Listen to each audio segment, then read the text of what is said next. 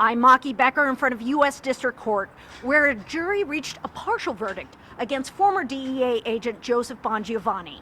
After deliberating for 6 days, they could not reach a verdict in 12 of the 15 charges against him. They did find him guilty on 2 charges, not guilty on another.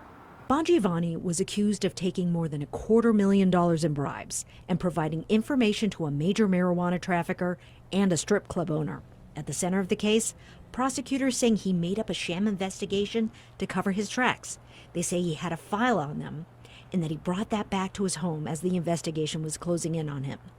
The government saying those friends he was protecting had ties to Italian organized crime, meaning the mafia, although the judge didn't allow that word to be used. Bongiovanni had been indicted on multiple counts of conspiracy, obstruction of justice, and making false statements. But in the end, the jurors found him guilty on just 2 of the charges. Before he left court, Bongiovanni was outfitted with an ankle monitor.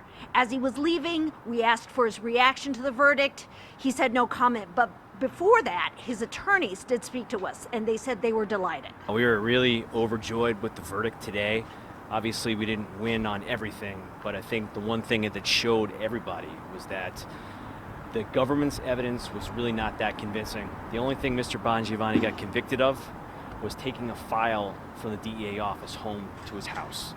That's all the government's proof showed, and there was significant disagreement by the jurors over the remaining counts. I asked Bongiovanni's attorneys what the outcome of the case says about whether the mafia still exists in Buffalo. I don't think any mafia has been proven in this case whatsoever. I think it's a myth.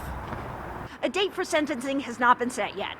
Maki Becker, 7 News, Buffalo.